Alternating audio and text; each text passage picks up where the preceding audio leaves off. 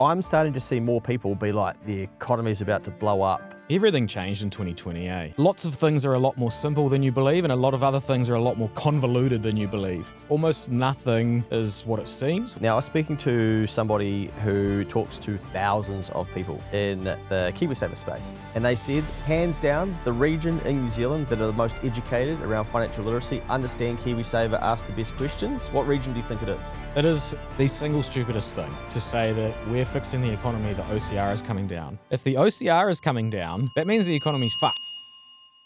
Well, he's back, ladies and gentlemen, and I'm not talking about Elon back at Tesla and SpaceX. I'm talking about Mortgage Mikey back in the studio, mate. It has been some time. Back, baby. Let's roll. It looks like an episode of The Notebook here because you've got more notes. Well, most people have in their wallet as well, but I'm looking forward to tearing into where you've been, which we'll come to. But let's get straight into it, mate. The economy. Let's have a little bit of a vibe or fit check of the economy. We are into June, the 2nd of June. Now, I'll just preface this by saying that a lot of people said at the back end of 2024, and a lot of idiots said during 2024 survive till 25, but they then other people said the back end of 2025 will be when it starts to feel a little bit easier. So are we nearly there?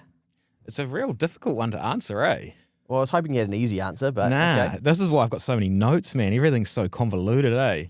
I think if you're probably like, I don't know, I keep thinking of the end of year pod that we did and like my predictions and stuff. And I think we're probably, if you're invested in like the US share market, we're probably past the worst part of the year because like old Trumpy's backed out of a few tariff deals. But then on the flip side, there's like everyone's on the edge of war and like it's just real. In New Zealand, it feels pretty dark outside still. In saying that, as you know, I've been traveling a lot and that includes up and down the country. Shout out to Bluff, I was down there the other day. That was pretty cool. But when you go to the regions, I feel like there's a bit of a better vibe than in like the hard city of Auckland, eh? Yeah, well, on that, I've been doing a little bit of travel too, and I'm very lucky to have been doing a bit of speaking with the Master Builders Association. Now, they survey their members across the country, and I asked the CEO, are you okay if I speak to this data and whatnot, because they use it internally.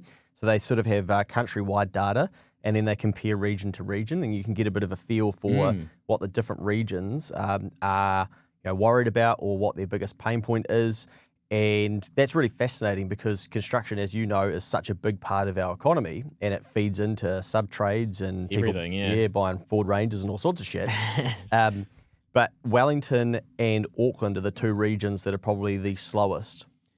Yeah. So we're in the heart, I guess, you and I, like living in Auckland, and even, it's a public holiday today.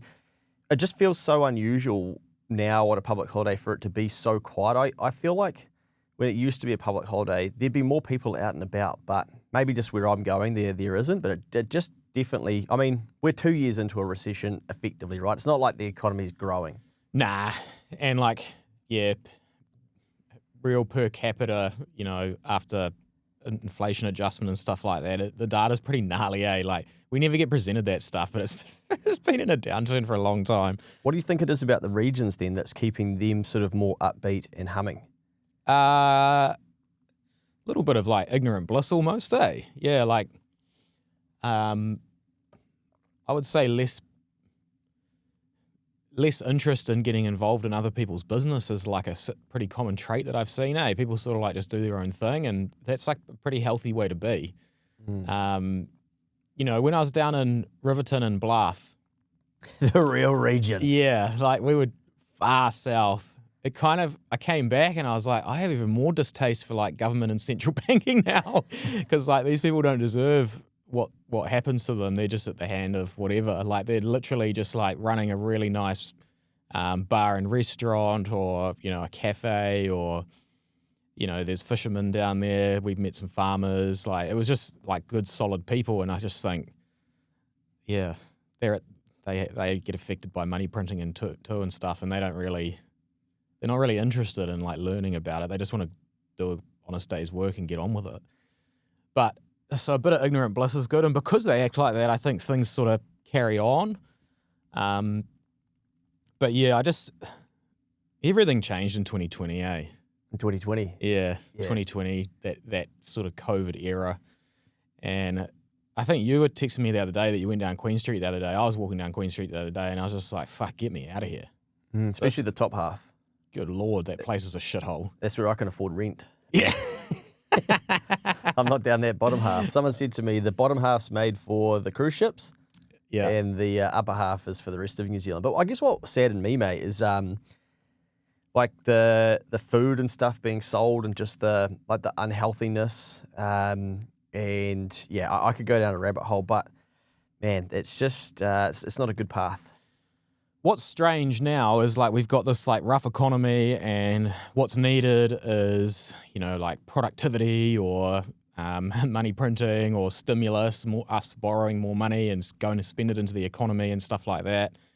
And when you see stuff like that, the stuff that is moving, like Burger King on Queen Street or whatever it is, it's like not all spending is equal, right? Like it's an interesting dilemma because it doesn't fit in with how we calculate economics. Like, yeah, sure, if Burger King's pumping, it helps increase GDP and all of that, but it's kind of like we're not really improving any numbers on the misery index because like people get unhealthier and like all of this kind of thing. So it's an interesting dilemma to get out of, and I think that's why governments change and stuff, right? Because like all governments have to go and spend money, and it goes out of the government into the private sector, and that's how they run the system, and they borrow more and repeat it, and then governments get voted out because they're all always spending and borrowing, but it's how the public perceives what type of spending is occurring, and then if people are happy with it or not, right? Yeah, and the consequences of the spend can take ages to show up. I texted you yesterday about someone, and I was like, I really tried not to have like any heroes in my life or admire anyone too much. And the reason I say that is because I was a little bit like this before COVID, but post 2020, I really became or forced myself to be a critical thinker and really take personal responsibility and try and think for myself. And then what you often find is that lots of things are a lot more simple than you believe, and a lot of other things are a lot more convoluted than you believe. And almost nothing is like what it seems when you start thinking for yourself. And I think it's a real beneficial sort of like training path that I went on to try and think for yourself. And I think a lot of us just believe face value. Like, how the fuck does the news still exist? Because people watch it and believe it. And like, I was getting a warrant for my car the other day, and in the waiting room, they had like breakfast news on, and it was the most depressing, loaded full of shit I have seen in years, pretty much since like 2020. And I just was like, man, how does this create income? Like, obviously they're selling advertising and people watch it, so therefore they can generate some kind of business out of it. But it's quite depressing stuff, isn't it? Like, it's often really depressing. There wasn't one part, you know, I was in there for like 20 minutes and I just sat in front of it just to like entertain myself for 20 minutes.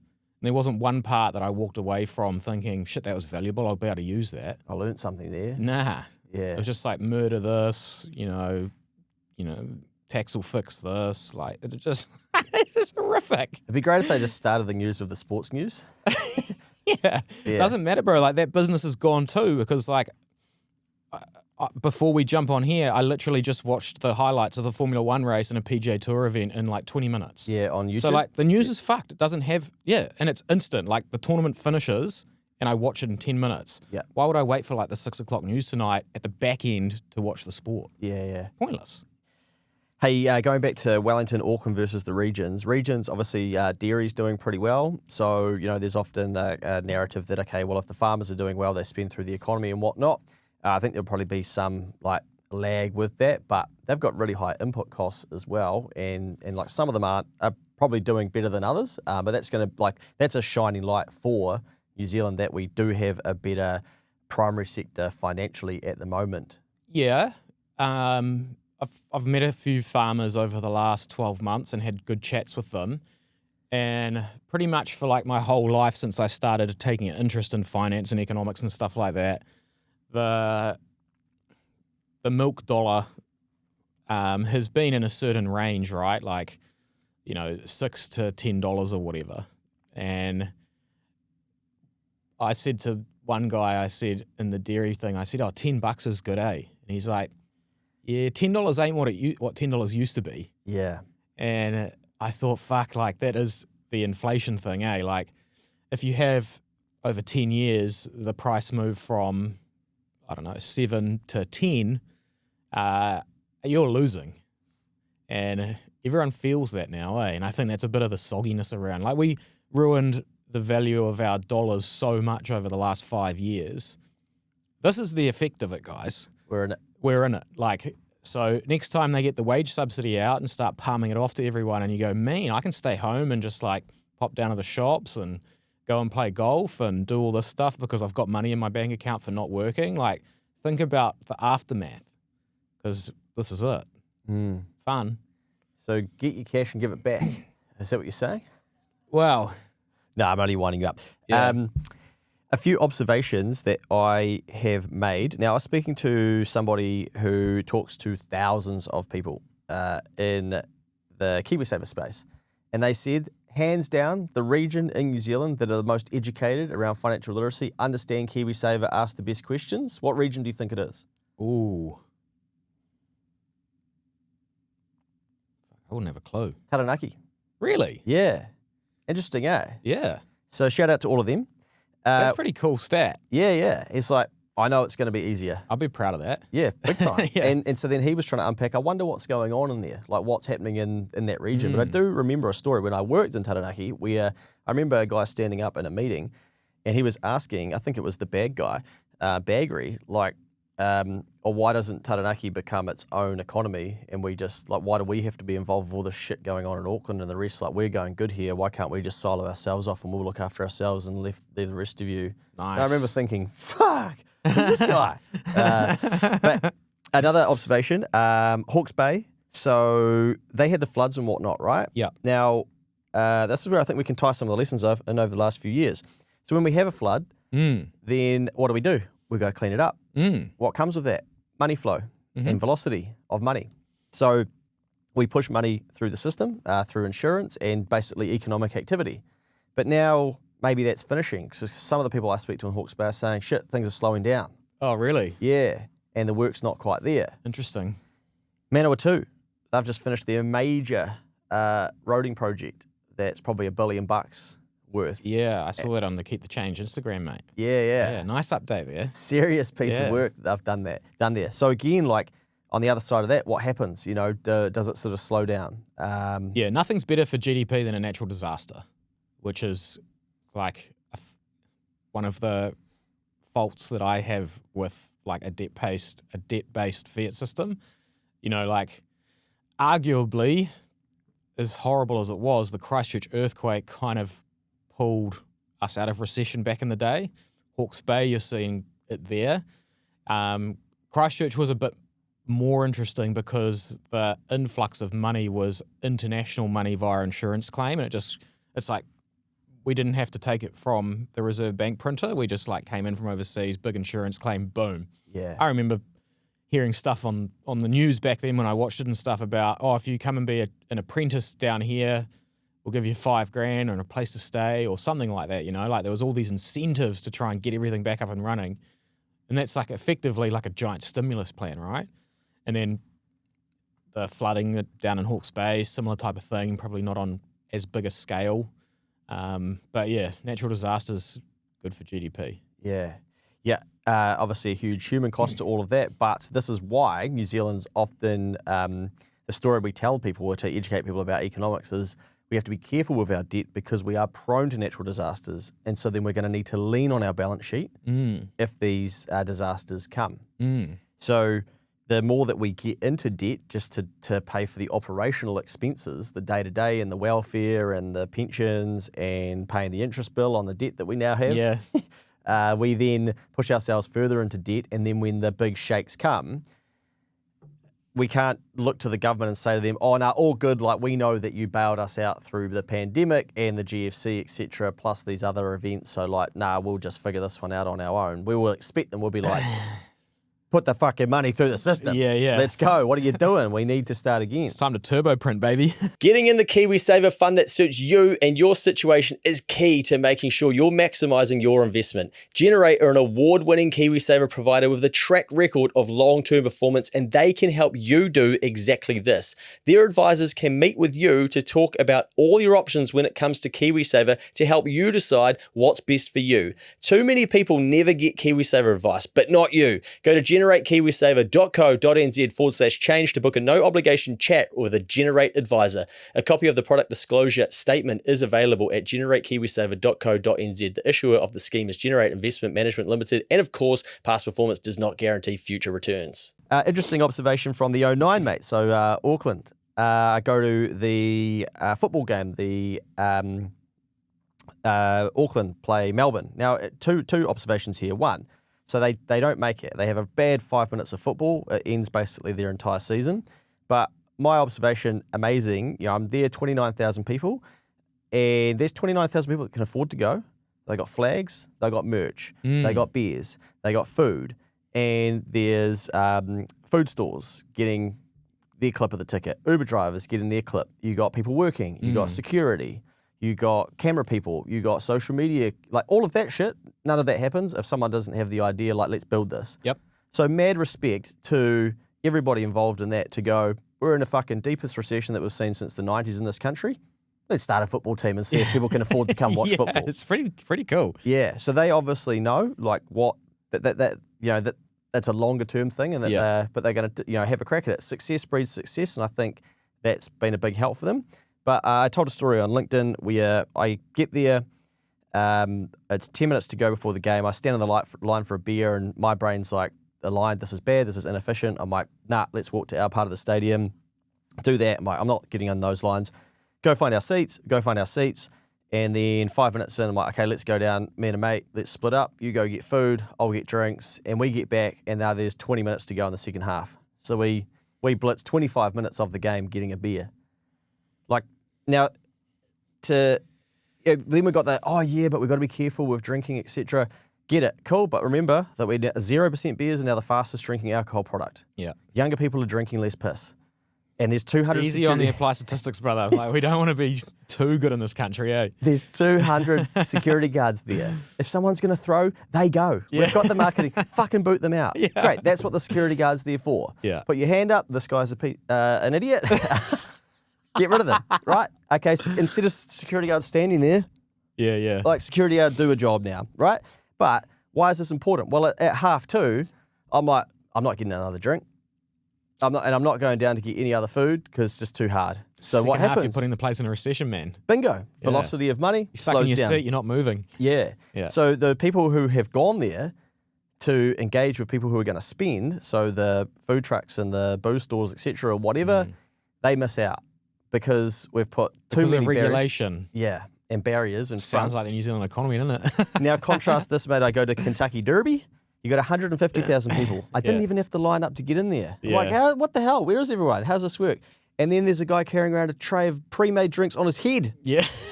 With a high vis saying vendor. And then I go to the Warriors versus Vegas. Warriors versus whoever they got. Fucking Raiders, damn it. Twice in one season. And 20 metres inside the gate, it's like, here you go, would you like a beer? You know, you don't even have to wait to go to a drink stand. You'll put your hand in this ice cold bucket, just like you would if you were having a barbecue at your friend's house with no regulation. Yeah. And bang, you're done for 156. So I noticed that, like, that's the velocity of money is important, and if it stays in bank accounts, then the economy slows down. Now, I think why I tell this story this way is that we all have to remember, as I always say, who's got the money?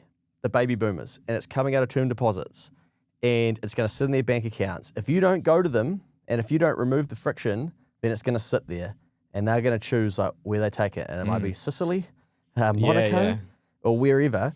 But if you go to them and you offer to solve a problem in their life, like, you can get money moving through the economy that at the moment is just going to sit, like, dead in their bank account up to bugger all. Yeah, I wonder if that's kind of happened from, I mean, the narrative is that, like, drinking is bad or whatever, but how much were the beers? Like $10 or something? Yeah, but over that, I think, yeah. Yeah.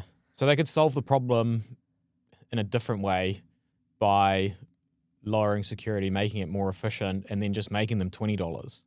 And people will still buy them. Well, yeah, I mean, they could see these lines and be like, okay, let's have some ice in these chili bins. Would you like, these are the things that you've got. I've been to different like race meets, for instance, where it's like you walk in the door and they've got cans that are popular already open. Like, okay, you can grab one. You don't need to line up. Yeah. And you just hand over your token or whatever and you get one, and it's speed. Yeah. Speed wins, man. Yeah. On the thing about building it in a recession and still having how many thousands of people turn up, that's quite cool. And I reckon it's kind of... It's inspiring. Yeah, and I also reckon it is almost a product of the hard times we're in. I remember the story that my dad told me about this lady. He was a mechanic. And this lady who always came in, always dressed immaculately, always had a nice car and all this stuff, and used to service her car and talk to her about business. And she was a hairdresser. And she owned her hairdressing, and he's asked her about, tough times and recessions, like through 87 and stuff like that. And she said, oh, no, that was our busiest time. And he, what's the story? And he said, people would like to find some emotional value for $30 when they can't afford a lot of other things. And they feel like if you go and make yourself look good and feel nice and get the hair done or whatever, they walk away and you've given them something for relatively low cost in terms of, your house or, whatever other things you've got going on. And that's a good way to provide value. Now, it's the same as going to like a sporting event, right?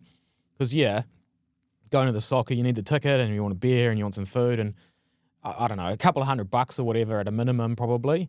But it's like, that's like one mortgage payment saved on the week because interest rates come down and everything's hard, and it's like, oh, I'll just go spend it because I get so much enjoyment out of the couple of hours that I'm there. Yeah.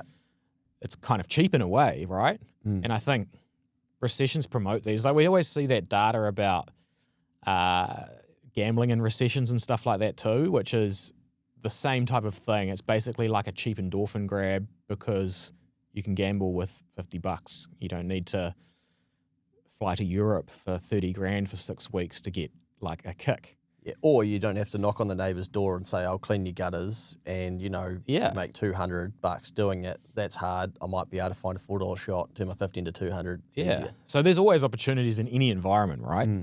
It's just a matter of like having the right attitude and view on the scenario and just going for it. Yeah. I agree. Like entertainment, I think is massive at the moment, and you're seeing it on a phone, on a device, but then real life events and whatnot. To get 29,000 people there, then the Warriors, I believe, had 25 the next day. 24 hours later, people come back there. Yeah. So in such a tough economy, people are finding money to be able to go to these things. And I think as well for Auckland football, it's about history. So, okay, let's go be a part of history. I'll tell you what's really fascinating, mate. That comes from a story being told, though. Amen. And that takes someone to be able to do that, right? Yeah, and 100%. be good at that. Yeah, and that takes resource as well. Yeah. So people got to get employed to do it. I am fairly certain. So I said to Taz, my partner, after we left, I said, I bet we forget about the grand final next week now that Auckland aren't in it. And if they won, the grand final was there again, which would have been epic for the city and for football in New Zealand. And Melbourne played Melbourne, and Melbourne City won 1-0. I completely forgot about it. And Taz was like, shit, we missed the final. I watched a bit of the highlights on the Sunday. Called it. And then I was like, let's flick the news on. But I missed the very start of the sports news, but I don't think I did. But I watched this, I think when I turned it on, it was the first story. There was 7 minutes of news highlights. The final wasn't even covered. Yeah. Crazy, eh? Yeah. So it just shows how, I don't even know what that shows. It's just, crazy.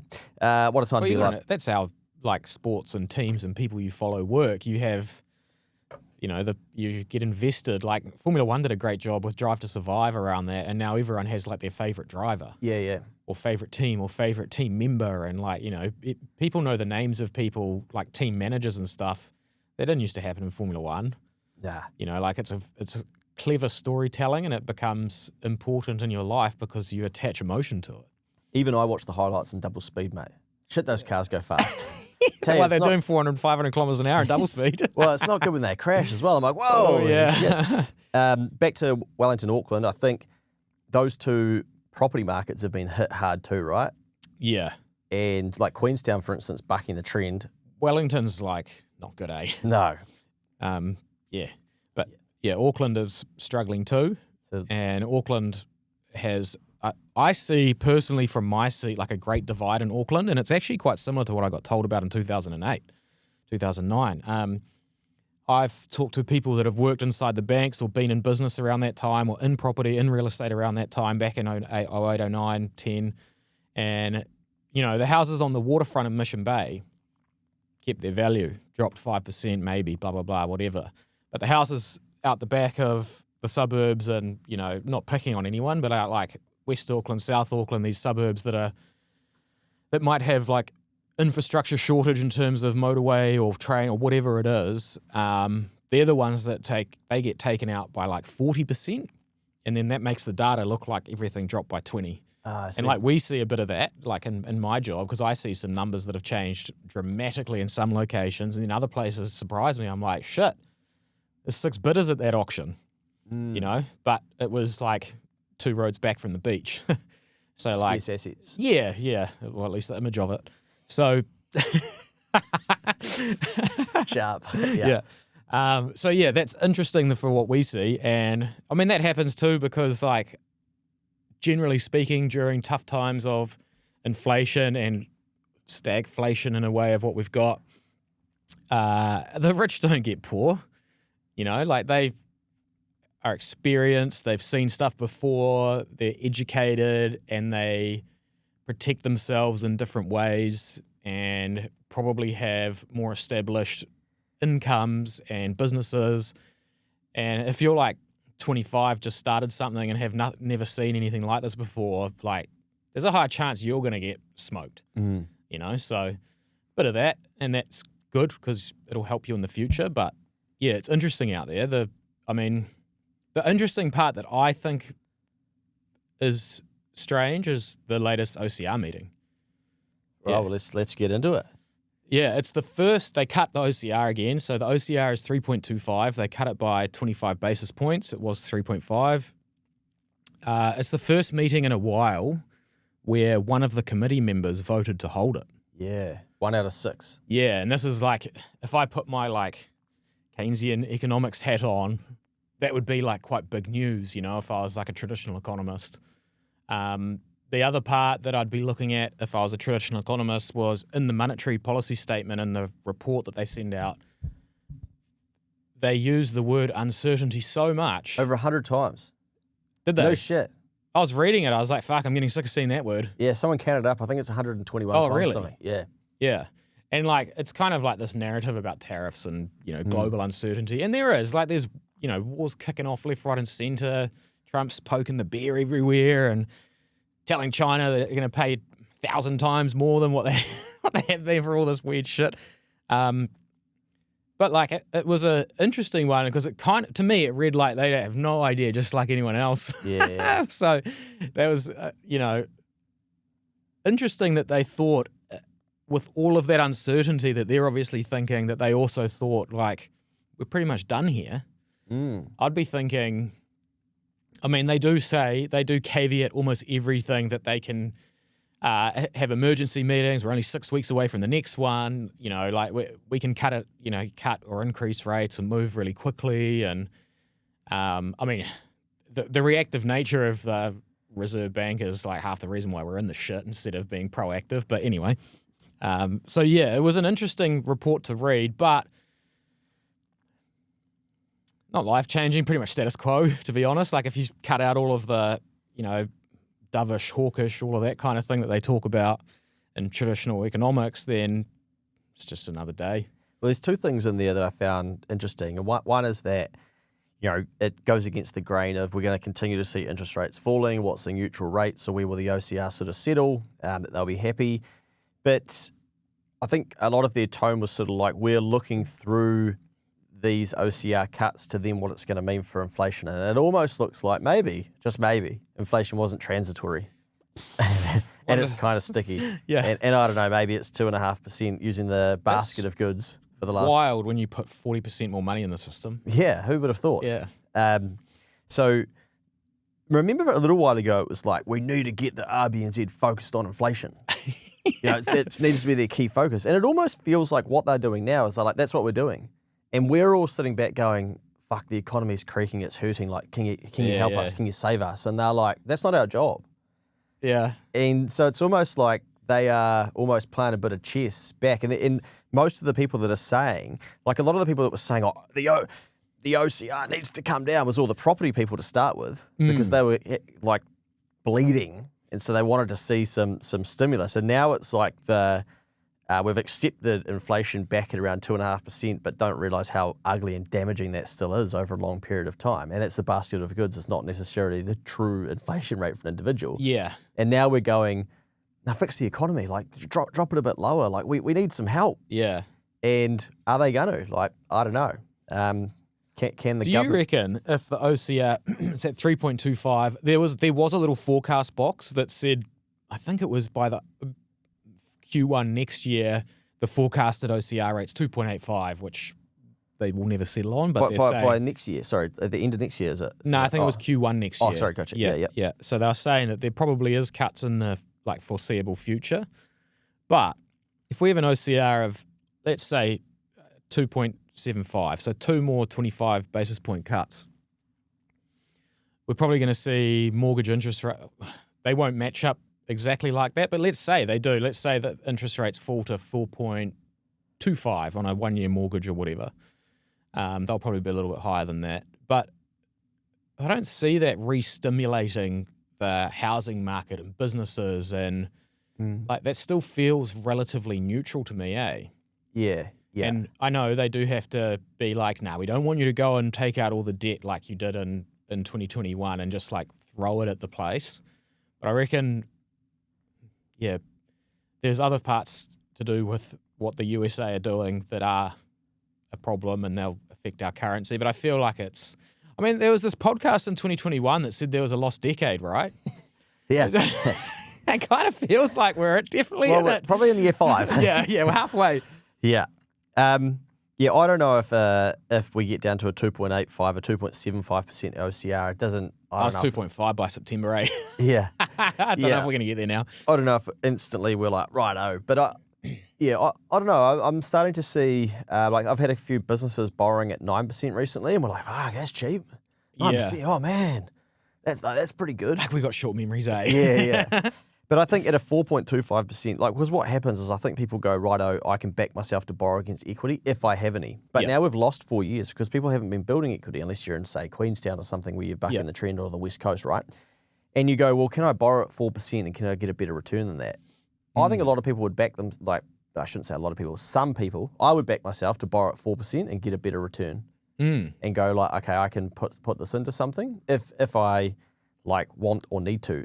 To give that more context, I saw someone on my Instagram live the other day say that they borrowed from their credit card to buy a camera to then go and offer services with the camera, made the money back and then pay the credit card back and cut it up. Hustling. So that's the same thing. A lot of people look at their equity in their property and go, can I get a better return than that than just leaving it sitting there on paper? My house is worth $600,000, my debt's $200,000, I've got $400,000 worth of equity. Can I borrow it at 4%, 4.5, and go and get a better return somewhere? I think a lot of people think that they're better at doing that than what they actually are. And there's probably been a few people caught out by that recently over the last 5 years. But that I think will be that same behaviour, you won't see rates cheaper than that, you better do something.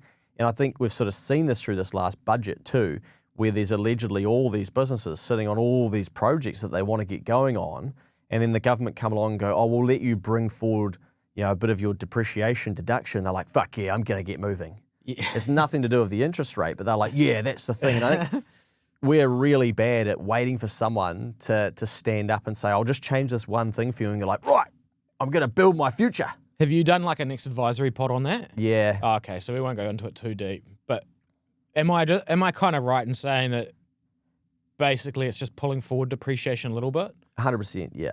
So it's not really, so it's just turning year 2 into year 1. The major in a way. The major piece that, and this doesn't really even apply to SMEs, it's more the big business space, but basically, say you decide you're going to build a factory, all of a sudden you're going to get a 20% claim when historically you probably haven't been able to, of an expense on that build. So it's encouraging even, we've got clients who they plant trees for people. And so farmers might be sitting there being like, oh, do I want to do that? Like, okay, now they're going to get a 20% deduction on doing that. So a lot of these capital type nature projects that historically don't have too much depreciation, all of a sudden it's like you do now. You get a tax deduction on it. So that as a as a framework change is actually quite So there big. is some stimulatory effect from it. There is like a new tax relief. Yes, yeah. But I have a feeling that it's there to incentivize some of the capital on the sidelines get pushed through. And like, if you guys want to build some shit, get into it. Yeah. And also some overseas capital to come here. But the issue is that if you were sitting on 200 milli, because the tax, foregone tax is $6.6 billion to 2029. So that suggests that by the time we work it up and go, okay, well then how much depreciation was claimed for the government to lose out on $6.6 billion? Okay, that comes to, let's say, I think it's like, I can't remember the math, so I won't do it. But basically, then, okay, then how much has to get built in order to claim 20% of that to then not pay the tax on that? And it's at $120 billion worth of building shit and buying shit, new shit. Yeah. Not any shit, not your only new iPad from stuff. you, like new stuff. Yeah. Or importing stuff. Yeah. So, if you're sitting on 200 milli and you're going to deploy it into New Zealand, and then the advisor comes along and goes, just be careful though, there's an election next year, and they could change, and Labor might come out and say, we're going to repeal that. Would you deploy your 200 million into New Fuck Zealand? no. Yeah. Yeah. So, I don't know. Like, I can't see it being as stimulative as the government think, but it is it's one of probably the most interesting or more interesting, like, tax changes or framework changes that we've seen. Because for context as well, National are the same government that said, no, you can't claim depreciation on your commercial building. Yeah. They said, no, from the 1st of April. Yeah, that was quite a strange one, eh? Yeah, so I've got a client who they have a commercial building, and so what that means is that each year we can say, well, that building is losing value at 2% each year in deterioration and whatnot. Just remember, ladies and gentlemen, because you'll say, no, it doesn't. Every building goes up in value. No, a box of sticks always loses its value, the land, etc., and the perceived value increases, and the currency losing its value is what keeps it up. Okay, good to get you back up to speed with that. So we allow them to claim a cost on that, and it's on paper, and it's just calculated. But remember, if they go to sell that, and the person who buys it goes, no, well, I value this business at this, and you agree on that, then we go, you've got depreciation recovered, and that's a form of income, and you need to pay the tax because you've claimed too much depreciation. Yeah. That's the same thing with this 20% piece, so which I'll give an example on that in a second. But it allows then this client to claim depreciation on paper costs, which keeps their profits down and then their tax down. So from 1st of April 2024, so in this last financial year we've just done accounts for, we're not allowed to let you do that anymore. So therefore there's a big, so say on like $1 million commercial building, 20 grand expense, gone, you can't claim that. So then if you're profitable, then you've got to pay tax, let's say 33%, then there's $6,600 worth of tax. Yeah. So then to go to the 20% piece, so let's say Luke goes, right, well, I'm gonna go and buy a flash new car for next advisory, and I'm gonna make it orange, and people are gonna see me. Lambo baby. Yeah. So I got the orange Lambo. Let's not forget that I then depreciate that, and I take my 20% of the purchase in the first year and whatnot. Then eventually I go to sell it, and I go, you know what? I actually need to get another electric vehicle because I am a giant fuckwit. So what I do is I put it on the market, and then someone comes along and they go, well, yeah, I'll give you 400 grand for it. And I go, oh, epic. I want the 400K. And then I'm like, oh shit, that's right. I claimed all that depreciation, and I've only got it worth $300,000 on my books. Oh shit. Okay. Well, now I've got $100,000 difference. Yeah. So because it's a business asset and I claimed all that depreciation, the government say, well, sunshine, you sold it for 400. That 100's income now, right? Yeah, that 100, because you claimed too much of it. So Yeah. you claimed the depreciation decreasing faster than the true devaluation of it in the marketplace because it didn't lose that much value. Yeah. So we want to see $100,000 of income in your accounts, and you're going to pay tax on that, baby. And I'm in the 39% tax bracket. So bang, I'm going to get smacked with a decent tax bill. So there's a lot of people excited about, might go out there and buy shit. It's probably going to encourage some Kiwi people to get in consumption mode of buying some stuff they don't necessarily need. I'm hearing stories about how some of the car dealerships are busy. That pains me. The idea is that you invest into equipment, technology that's going to improve your business. Now, a recent study came out from the Asia Pacific and OECD type regions, and New Zealand is about 11th out of 11 in terms of those countries at business. So is that tax change or tax rule going to be enough to get us up the ladder on those? Probably not. No. But anyway, it will encourage some spend, but I don't think it'll have the impact that the government think that it will. Yeah. And even their I modelling... don't think it's that big of a deal, eh? Well, their modelling said, I think, that it'll improve GDP by like 1% or something. Yeah, well, you're kind of just pulling, not all of it, but kind of pulling a bit of it forward, which doesn't change GDP at all. Yeah. I think, I mean, I bang on about this all the time, but I would have loved to have seen, something, if we're the third worst country in the world, re-obesity and whatnot, then where's the encouragement to exercise? You've been saying that since like 2018. Something healthy for the everyday people, yeah. It's interesting. Do you know that life insurance policies and stuff like that have incentives like that in it? So you train and you stay fit and then you get a cheaper... Some of them you can, like if you sign up to a certain life insurance policy, you get like a watch or whatever, like a fit watch or whatever they're called.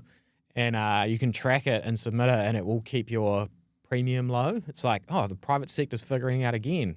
Try it, government. I missed this bit, the OCR decrease, and just to refresh our memories on some data. So December 2024 was the peak of interest paid to banks, right? So then the March quarter, it came down. So I think it went from 5.8 billion to 5.5 billion in that March quarter. On the existing loan book of the total country, yeah. If we go back to the start of the podcast and we think about what people were saying in 2024, the back half of 2025, it'll start feeling a bit better. And I think even we were saying that, and because this is what the data is telling us. So it's been a slight decrease, but you've got a lot of debt rolling off onto cheaper rates before 31 December 2025.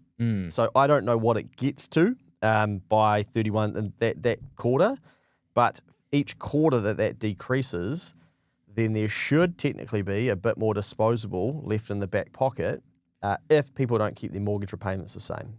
For existing, yeah. It's a hard one to like forecast out because there'll be, as rates come down, there'll be new mortgages being bolted on and new credit pumped into the system and growing the total size of the loan book. Like we've already seen that graph that mortgages are back up on the rise in terms of people taking it out. We noticed it at Guardian, like it's got a lot busier. But yeah, I mean, going back to the 4% thing and then you back yourself to take the risk to beat the 4% thing, that's kind of what Japan's economy's been like. You hear about this thing called like the Japan carry trade in the news and stuff like that. Basically what Japan does is their people go and borrow for 7% because they hold interest rates there artificially low, and they go out to the world and buy US treasuries or their share market or all sorts of other things and go and take punts everywhere. And I've just got back from Japan, mate. Yeah. Yeah. Looked like a fascinating trip. Some shitholes in the background of some of your videos. Yeah, it's real. Man, I was fascinated by the economic side of it. My biggest takeaway is because I've enjoyed learning about economics and looked at economic history and stuff like that, it was very noticeable, if you go back and look, there's big stories on, through the 80s into the early 90s, Japan had this gigantic economic boom. And it was basically central bank driven. But what happened is the bubble popped, and you can see when you're there that it kind of stopped.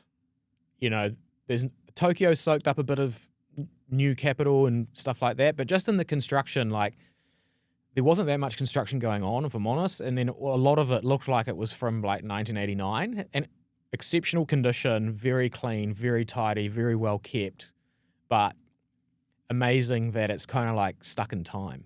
It almost looked in some of the videos that I saw that it was like old classroom style, like looking buildings. Yeah, it kind and of stuff reminded you of like the old school, eh? Yeah. Yeah, it was like that. So you think like a lot of money's getting flushed through the system, that means then a lot of stuff gets built and whatnot, and then they've kind of had this big peak, and then they sort of come down the other side in some parts of Japan. Yeah, well, they had such a bad real estate crash. I think Cody brought it up when he was on here, right? and they had such a bad real estate crash that they were kind of scarred, kind of like what people say about New Zealand and the stock market in 1987. Like they're scarred. That's why we invest in property, like at this kind of behavior around it. And the finance sector over there, you know, does this, borrows a yen, goes and buys US dollar assets and stuff like that. And we can get into it, but that's kind of slowly not looking good at the moment. That's being unwound with actual inflation. But the behavior over there was to save for a long time, so they didn't really have like proper inflation, even though they were like buying the bonds and keeping the interest rates low. And yeah, just a very different culture and learning experience. Like even the bullet trains and stuff, which are incredible because, you know, you're doing 200-300 kilometers an hour in some cases. And man, I got on the wrong one day. That was pretty funny. I wasn't meant to go to Osaka on this trip, but I did. And yeah, just very smooth, very quiet, and very clean again. But you can kind of tell, again, like it would have been so sick and advanced in like the 90s, but it still feels like that. You know, you go to Singapore and it feels a bit more new and modern, and, you know, you just pay wave your card or whatever, as opposed to like having to go buy a paper ticket for if you get, you know, there was like 10 different train companies, and I mean, it's in Japanese, so granted, like I can't speak it. ChatGPT was so helpful. Nice. And an AI, because I'd just like take a photo, bang it out, restaurants, whatever. And it makes like traveling into other cultures and stuff so easy. Even when I was unsure of something, you know, we're in the Akihabara, which is like the electronic store district. I was asking ChatGPT questions about it, and it would just spit them out. I'm like, oh, this is why they do this. This is why they're standing on the side of the road marketing. And because I'm like, what's that person doing? So I just ask it. And we like, just take a photo. Yeah, take a photo and be like, what's this person doing in Akihabara? And we'll just like tell me. And one of the questions that I asked was like there were these little girls in these outfits, and I was like, oh, what are they doing? And I asked them if they were prostitutes. And it said, nah, prostitution's illegal in Japan, but there is a grey area. Sheesh. So yeah, that was quite funny. I was like, well, we'll go back and have dinner in the grey area, right? So yeah, that was good. But yeah, like you can't hide from AI, man. Like it's so clever and so helpful. We would ask it all sorts of stuff. I was actually using it to find certain shops and things that Google couldn't do. Interesting. Yeah, so yeah, and look, very different way to live. It is very evident they work harder than us. Really? Very evident, yeah. Like They work harder than Kiwis. yeah, mate. Oh. Yeah, but it didn't look. I wouldn't swap New Zealand life for it. Like, you know, you get on a train at 8 o'clock at night and people are finishing work and they're jamming in like sardines, and the first thing they do is like pop their phone open and just straight onto the TikTok or whatever it is that they're doing. And it was kind of almost like a little bit depressive. Like it was like, man, this isn't how I'd want to do it. But also I was there for like 20 days. You don't get to see what real life is actually like there in that short period of time. But yeah, interesting place. Went to some illegal night drags and fucked around in cars, and Not like it was you. good. Yeah. Well, I have a question to ask, because I believe that Taylor, your partner, Yeah. got You got half my net worth, brother. I was going to say she got stopped at customs because they found her with this massive fucking rock. Yeah. Yeah. Yeah. So a bit of engagement over there. Yeah, got married. Wow. Yeah. Oh, engaged. Married or engaged? Okay. I just skip all the other bits. Just call Straight her to call her my wife now. Yeah. Now I saw on this video, mate. There was there was a Lamborghini on the finger. By Yeah. the looks of it, the girls were asking. I bet that got shared around a number of times. It It is interesting how many people have asked me. Yeah. So I'll break the news now. It's made of glass, mate. It was like $25. Well done. Yeah. Yeah. Don't Great. tell Taylor though. Yeah. Does she still watch the pods? Yeah. I should probably watch this once someone tells her. Yeah. Nice, Nah, mate. but it's a lot of money for something that I don't believe in, yeah. Oh, okay. Let's unpack that. Well, diamonds are like the scam. ultimate fake scam. Yeah. Yeah. Yeah. Once you know, you can't unknow it. Yeah. Yeah. And to be fair, like, I've put the videos on and shown Taylor the research. Doesn't matter, bro. No, the marketing's too strong. It's Yeah. like, nah, they look nice. Real ones are better than, doesn't matter if they're good or bad for the environment and there's slave labor and all this shit. Nah, it's got to go on my finger. So Happy wife, happy life, mate. Isn't Yeah, that the I know. saying? And she deserves it. Isn't that that's actually a saying, I think, from the marketing of diamonds. Is So clever, They eh? deserve it. Yeah, it's so clever. Yeah. Yeah. I think they use later on they use Marilyn Monroe and stuff like that. She was a big part of it.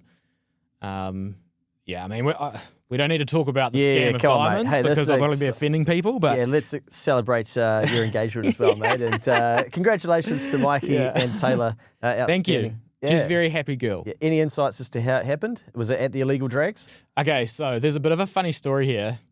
We went over with my parents too, and I bought this. The reason we were going to Japan, well, the main reason was because we wanted to go to the Formula One race.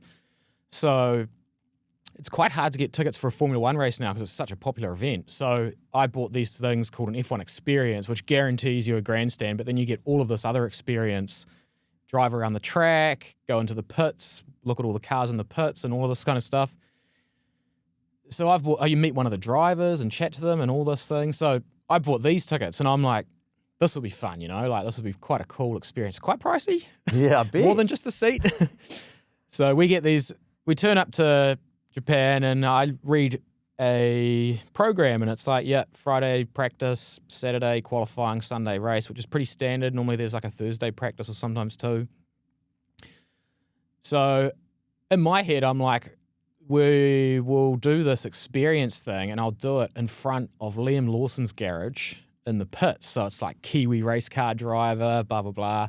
I'll get down on one knee and do it there. So I had the thing in my pocket, the massive rock. in my jacket all day, which was like kind of nerve wracking because it's like every time I sat down, I put my hand down to make sure it didn't fall out. Didn't want to look like I was doing something. And we go to start looking on my phone, trying to get through. It's really hard to understand like what time is, and I figured out that it was like after the practice on Friday, so it's 6 o'clock. And we go to the meeting point because it gives you a map link. And the lady's like, oh, no, that's not the right pass for today. And I'm like, oh. So I get it back on my phone. And the whole experience thing was on the Thursday, mate. We weren't even in there. So we missed everything. Oh, no. So, yeah. So there was a massive cock out. And I was like, I'm not taking this to the track another day. So I just did it back at the hotel room the next morning. At breakfast or something. Hey, Taylor. I was just in the hotel room. Nice. Yeah, so there's a story behind it, and it's funny for me, but probably no one else. Oh, I'm sure Taylor was blown away, mate. Yeah, she's very happy. Oh, we're all stoked for you, and I hear it's an open invite to the wedding. So enjoy yourselves, ladies and gentlemen. We'll keep you updated with the date for that. Hey, I've done my part. Taylor's in charge of the rest, man. Oh, nice. Yeah. Nice. Yeah. Okay, well, there'll be a couple weeks' time. Yeah. Yeah, I've heard every other guy says that, and then they get caught up in fucking venues and all this Yeah, shit. well, So. otherwise you'll get accused of you're not even interested, you don't care. Sure, we better clip this bit out. Hey, outstanding stuff, mate. Massive congratulations. Thanks. Hey, let's keep it international and to the economy. I'm starting to see more people be like, the economy's about to blow up, the whole world economy, don't you know, debt-based system. Oh, I'm like, wow, how did all of a sudden all these people know, like XRP's taking over, you should have Bitcoin. There's like, I'm like, oh, okay, yeah, man. Some of us have read Ray Dalio's book fucking 10 years ago, man. Yeah. Like, yeah, okay. But like, good that people are waking up to the world that we live in. But it's like, they think, haven't you seen the gold price? Yeah. Like, it's about to all explode. Gold is definitely telling you something. Yeah, Yeah. man. That So is is Bitcoin. crazy. Um, What's happening in the international space? I think that it's good that this is becoming more spoken about because it's an indication of people self-educating. Because even though they're wrong, they're on the train tracks and they're following their nose and they're starting to learn stuff. And they might not have got to the end conclusion correctly yet, but that is good. Like mathematically, it all goes one way, and people are saying, all sorts of wild shit. XRP is the biggest scam ever if I've ever seen it. But Hey, Josh, can you clip that out, mate? Cheers. yeah, I mean, it's an interesting one. There is the USA is like the big thing, right? And recently, I mean, at the start of this year, I said I have to be careful and not watch too much of it because what Elon's going to go and do in government and stuff like that, uncovering fraud, waste, silly spending, and basically going on a massive spending cut, I would enjoy that. And at the start, I think I said in that podcast, I was like, good luck, but, maybe he can. He is relatively special, that man. And probably in the last couple of weeks, he's basically, in a way, throwing in the towel on it, right? Like, there's the saying that goes around the internet now from, like, I guess Lynn Alden sort of termed it, like, nothing stops this train. And they can't really. This train being government spend, the level of debt. Yeah. We see like, US is at its debt ceiling. What's going to happen? Like every other time, they'll increase it. Yeah. Yeah. So without, like, you can talk about this for literally 16 hours and go right through the full calculation. But mathematically, what it means is basically they'll turbo print again at some point to, when something gets out of balance, they'll just buy out the problem and then turn the printer on, and then inflation is here, baby. Shit. So just more of the same. More of the same. How can people look at that historically to understand that? Is there a graph they can search, like M2, money supply, like debt levels in America, graphed over, ask ChatGPT, show me a graph of that over the last 100 years? Like, is there a way to sort of get it and look at it visually for those visual people to go, oh, that's what's going on? Oof. There is a lot of... price of Bitcoin. Yeah, gold's a good one. I think, gold's had this like amazing run from like 2,000 to 3,000 US or 3,300 or something. And I don't own gold, but I would probably still be bullish on it for the environment that we're in. Strangely, I work in the gold mint building, right? I'm not seeing like an influx of, maybe I'm not going at the right times, but I remember a little while ago when gold was like, have you got any gold? I'm like, yeah, man, I've fucking got a portion of my Kiwis saver and stuff, and nothing's going on. It was like there were people in the lifts all the time. Yeah. So right now you don't have a fear for your sovereignty, as in they're going to shut down your business and lock you down. Yeah, gotcha. So you will buy your gold through Sharesies, Interactive Brokers, like that's where people will probably buy it. Yeah, I see. You will buy paper gold, so that's probably a bit of that. But in terms of, we can see it in like the Bitcoin price, like we are probably in a bit of a hard money era. I think like actual inflation is probably going to be elevated for some time. And the US government kind of actually needs it, right? Like in terms of the US dollar and how they're going to sort out their problem, they need to keep a bit of inflation around to inflate away a bit of the debt, but they have to manage it in a way where they don't run it up to like 15%. Yeah, it's interesting. I don't think we'll probably have a relatively good like back half of the year because there's a whole lot of fear around tariffs and that's unwinding in terms of like US share market and stuff like that. But I think there is some sort of bond credit risk in the system, and there always is. And whether they manage that correctly or not, but the fact is like even if we have, let's say we wake up in 9 months' time and there's March next year, there's a share market dip or crash or whatever, and it's 20% down. They will print over it. Well, I remember, that's why retail does good at the moment because they're like wired to buy the dip. Well, it wasn't that long ago where it was like, oh, banks are collapsing in America. It was like, oh, this could be it. This one's gone. Oh, now this one. And you're like, holy shit. It just feels like there's always something. That's why I did laugh a little bit about the level of use of the word uncertainty in the latest. There is nothing more certain than the turbo print, baby. Yeah, and uncertainty. Like, well, tell me the last time we had a certain environment. Like, does that even exist anymore? I guess the problem with the way that it works mathematically is like one day you could lose trust in the currency. The society loses trust in the currency and it would create hyperinflation. But I mean, we have it. It's been in Argentina, it's been in Turkey, it's been in Lebanon, it's been in all of these other places around the world. Could it happen in New Zealand? Yeah, I guess so. But like, I mean, you can't do anything about it. Just like go to work and do your job and try and be smart and educate yourself around it and work out what percentage of shit you need to own to protect yourself from it. Yeah. All right, simple. A couple of final things, mate. Adrian Orr's gone. Oh, true. We've already forgotten about him, eh? Exactly. And I'll never forget that one. I believe that there was a couple of journalists questioning Christian Shrewsbury, the latest Reserve Bank governor. Do you remember Shrewsbury biscuits? Like, Yeah, the little strawberry ones, eh? Yeah. Poke your finger in the middle.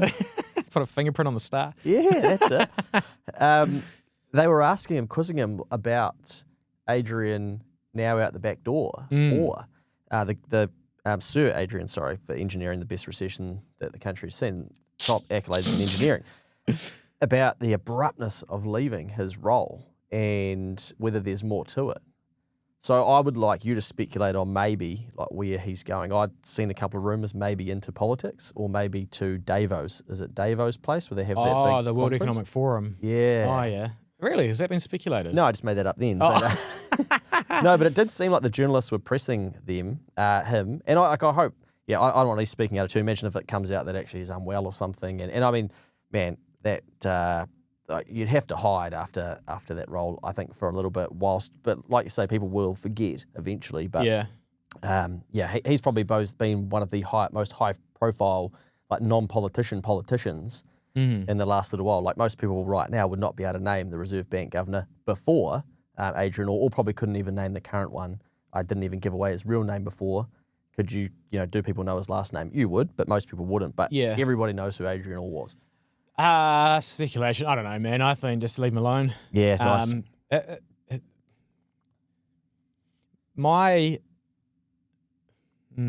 So, like, yeah, he was the governor, and sure, maybe he got some things wrong, but probably every Reserve Bank governor did.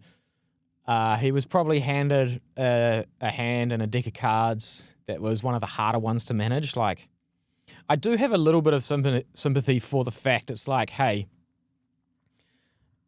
tomorrow, you're shocked. Wow. I hope this is recording. Wait, this is sympathy for the person, not the institution. Okay, good. Yeah, right. Sorry. So tomorrow, we are going to close down the New Zealand economy. We need you to come and buy all of our government bonds and blah, blah, blah. Cool. Yeah, sweet. If you're going to do that, we're going to have to. And, it's going to also continue like this for 2 years.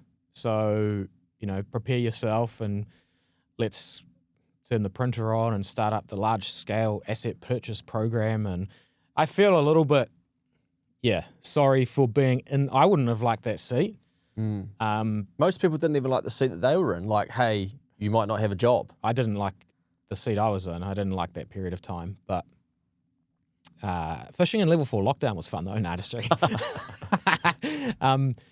So that I feel a little bit sorry for if you didn't have any previous knowledge of what was going to happen. But at the end of the day, I have a distaste for the institution overall, not the person running it as such. Like, I put myself in those shoes and I'm like, wow, we either like actually let this all collapse because they're going to shut everything down, or we just keep buying the debt. Yeah. Like, how does it get paid for? I'm the only one with the button. So that's a tough one. You have no choice. Kind of, yeah. Yeah. How it was handled post that time, fucked it up on the way down, fucked it up on the way up. But, it is what it is, man. And look, the same thing will happen again in the future, maybe not on like a lockdown basis or whatever, but when it gets to a certain point of like stress in the system, hit the button, man. Doesn't matter who's in charge, who the governor is at the time, they'll do it. Some random things that I spotted. In the new budget, National was saying, again, like high income earners, you're out of favour. You're not going to get the government contribution towards your KiwiSaver. And easy thing to change because, again, people are like, oh, well, that doesn't impact me. I don't earn over 180K. So, why should they get it? They should have enough already. It's probably the general Kiwi narrative. Not indexed. Interesting. 180,000. Okay, so just to give you some background on that, remember that when they brought in the 39% tax rate in 2021, I believe it was, to help cover the interest costs and the debt that we've taken down. Done a great job doing that. Yeah. There was only suggested that there'd be 2% of people who earn over 180K. Now guess how many there are, Mikey? Oh, I'd hate to think. 3.4. Really? In a very small percentage of time. So If we then say, right, anybody that earns over 180K, you're not getting any government contribution. But there was no one question like, oh shit, that's not going to get indexed. So as more people earn over 180K, but again, we're like, well, that doesn't impact me, so I don't need to think about it. And I don't like those kind of, that doesn't impact me. I don't, like, I fall into that every now and then, but I try and be like, okay, but is that a good way to like educate people or take people on the journey? As an example, you know, the Greens, for instance, will say, well, our policies, you know, they only impact like 10% of people or 90% of people will be better off or whatever. And it's like, you need to take the 10% on the journey too, because the other one's paying the bill. Divide and conquer, baby. Yeah.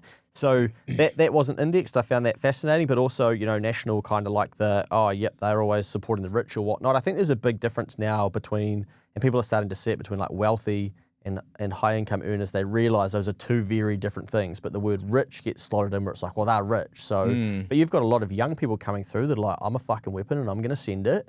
And now you're going to be paying tax at 39%. We're almost like, doesn't matter which government's in charge. We've like been promoted from socialism to communism soon, eh? Like it's pretty You odd. will pay more. Yeah, exactly. And the other thing that I think you mentioned years ago that I thought about yesterday, I went for lunch yesterday. Now, I went in at 11:30, so I was early. Me and a mate went in, only people there. And I said to him, like, my brain just goes straight to business, right? It's not like, okay, what's on the menu and shit. I'm like, oh, man, I wonder what the rent is. Like, I wonder how many people you need in here to cover the rent. And I think we're seeing a little bit of that still in the retail and businessy type space where rents have gone up and people go, okay, well, I can't move my prices up because the disposable dollar's not there. I just can't sell enough to be able to cover these costs. And so you've got to be able to like manage business well at margins in a tough economy because the rent keeps getting DD'd. The Heartland loan keeps getting DD'd. The power does too. The insurance has gone up 100% in 2 years. The wages are still going up. Fuel hasn't exactly been cut in half. The bank fees are still there. You're trying to clear your debt, etc. And you're running out of cash. And I think there's still a lot of pain to come in the business space for the businesses who don't understand their numbers. And a lot of Kiwi business owners don't understand their numbers. So just a warning as we start to wrap up for all of us, don't get too complacent whether you're in business or whether you're an employee. Just be careful. I heard a gnarly story recently where a number of people went back on a Friday to head off for their weekend. Their employer was waiting there to say, hey, you need to hand all the keys back. You can't come Monday. We're into administration. I can't do it anymore. And that's probably a lot of people that are like, wow, what? What just happened? So there's still happening. I in my new life, man, from starting this year, I try and play golf once a week now, which is interesting. It took me a while to get used to like having a Saturday off, but and it's been really interesting because I try and purposely play with like different people every week.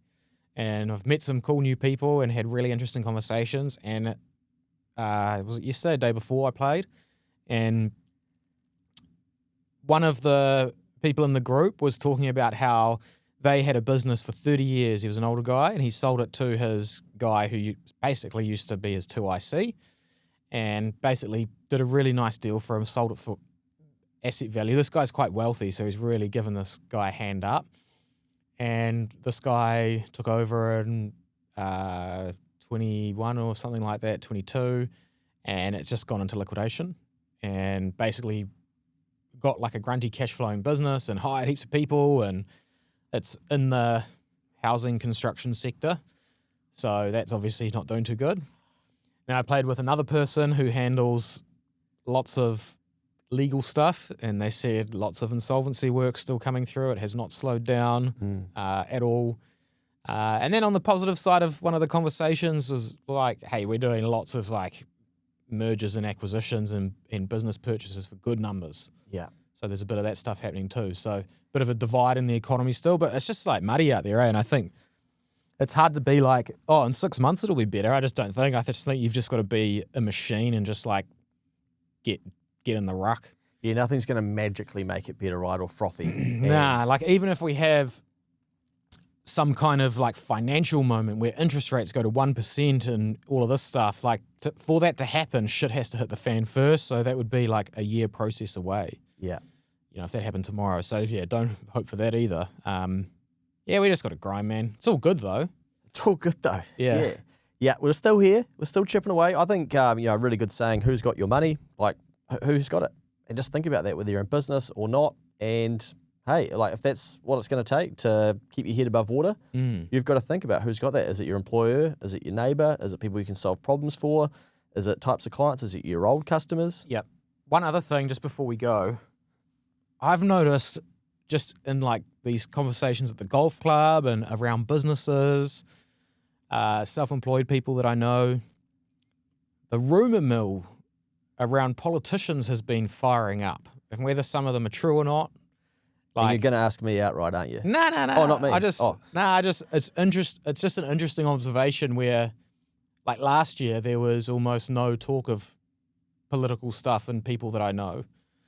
Now that I guess like the economy's still struggling, people look to blame somewhere, and I've heard things from like certain people taking over leadership on both sides of the aisle and stuff like that. And I think that's just like an indication of, I mean, we spoke about it before the last election, but next year will be just a messy Shit show. Yeah, shit show. Oh, no. Yeah. I'd forgotten it. Yeah, Yeah, of course. I think it's just interesting that I've noticed that, people that I know some I know that are kind of in politics on both sides, talking about it a lot and starting these like rumors and things. I can't say what they are because I don't know if it's full of shit or not. But Jim Hickey's going to run for Parliament. is he the weather guy? Yeah. Yeah. He's a legend, isn't he? Yeah. He was Who when knows? the news used to believe it. Yeah, we can used to believe it. Yeah, I mean, all that stuff rumbles. Like, I guess it's fascinating. National are coming out really quickly after every like OCR cut, like being like, we're managing the economy well and whatnot and that. So I guess like if you're going to do that, whereas I look at it overarching, I'm like, yeah, we're on the path that the Reserve Bank set. I can see the political narrative of, okay, we are like working alongside them, fiscal monetary policy. So like what we're doing versus what they're doing, it works in tandem. But like you got to take the good with the bad, man. So then if you are going to say that, and then people are like, oh, bro, unemployment's going up. You got to be like, oh yeah, sorry, it is, yeah. Also, it is like the single stupidest thing to say that we're fixing the economy, the OCR is coming down. Yeah. If the OCR is coming down, that means the economy's fucked. So clap to the politicians who say that they're helping this because, oh man, like if you need to lower interest rates consistently, it means the economy's not going good and you're trying to stimulate it. Or just the whole thing is a shit show, right? Like, you got me.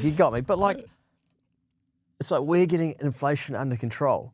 Not that long ago, people were like, I don't care about inflation. It's a global problem. And now we're like, yeah, actually, I do really care about that, where we're like waiting for a politician to come and tell us that they're getting it under control. But not long ago, they were telling us, don't worry about it. It's a global thing.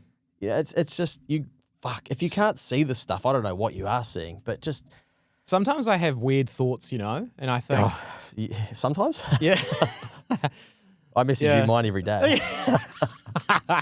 Sometimes I think, like, I wonder what New Zealand looked like if we just deleted the government for a year. It was just the people. Well, I had a random one today, and it was, like, can you name a billionaire from China? Yeah, Jack Ma. Okay, a second one? Nah. Okay. Xi Jinping. Taiwan? Brazil? Nah. Portugal? No. Cristiano Ronaldo. Yeah, he true. probably is. But, Yeah. can you name one from Honduras? No. Is there one in Honduras? No idea. Yeah, I think that place is pretty Iceland? broke. Nah. Sweden? Daniel Ek. Oh, Yeah. Germany. No. And now all of us can go through that, right? Like, I can't. But what about America? Bro, easy. And man, they're pieces of shit, They eat them. We should eat them. Like, it's weird that we are so, like, we know so much about them and they are, like, we get so angry about them. On the ground, though, they promote exceptionalism. So also what we see in what we get fed is different from what they get fed in terms of media and stuff like that, right? Well, I was like, why is that? Why don't I know 5 billionaires from Sweden or Switzerland? Wow, but per capita, there's probably Actually, the Nordics are pretty high. Apparently Sweden lead per capita. Do they? Apparently. But I couldn't name one. Interesting. Or two. So, but I just, for me, I'm like, it's media and algorithm. Yeah, for sure. Yeah. But, so then if that's the answer, but then if we're like, okay, I'm so angry about all these people over there, like, why don't you change your algorithm and go be real angry about the Swedish ones? Or and then how would that make your life better? But it just, I think for me, it was like a reflection moment of like, oh yeah, I'm not in control. Like you can get out of control of what your thoughts and emotions become because someone's feeding it to you. So if you just turned it off for a while or chose to see it and be like, oh yeah, I didn't once used to be angry at Elon Musk, but now I am at Trump, at Bezos, at bloody whoever. Like, why am I so angry? And who planted that for me to be angry? And then why am I not angry about the Chinese billionaires, the Swiss ones, etc.? Like, where is that marketing to be angry? The cartel ones. Yeah. Like, fuck. It is a bit of a strange one, but fuck, bro, I trained myself out of that kind of thinking process ages ago, so I'm trying to, like, get back to it, but yeah, fuck, who cares? I just have these random thoughts like that, and I think, oh, I wonder if I can use them to help people see that, like, we're not as in control of our, thoughts. I do think about that stuff. I'm like, why are you, like, arguing about you're typing it on your iPhone that used child labor to build it. Yeah. And then you're like protesting or whatever, like on a keyboard. Well, then I just think like, oh, they're probably not mine. Fuck, who cares? Because I saw someone say "eat the rich" the other day, and it had all these likes, and I thought, man, you're already eating from them. Like, where did your phone come from? What's your computer system running on? What would be as if we united and then turned everyone on central banking. The real rich. Yeah. They can create money. Yeah. Right, we better get out of here, mate. It's probably been an hour 20. Right. I have no idea. But hey, congratulations on the engagement. Thanks, mate. Yeah. Yeah, it was good. And it sounds like, 20 days Hopefully the away. only time I have to do it. So just to confirm too, yeah, good. You haven't been buying rental properties? Is that it's just to dispel, because there's a lot of rumours going around about politicians. But you've been off the scene for a bit, so yeah, I know. Some people have seen you at open homes, so I just got to put it out there. Like it is. Nah, mate, no rentals for me. Okay. I do have one. If you would like to buy it, hit me up, Mikey at guardiansmith.co.nz. It's a good yield. Mikey, I'll give you some financial advice that I shouldn't give you. You never sell New Zealand property. Thanks, mate.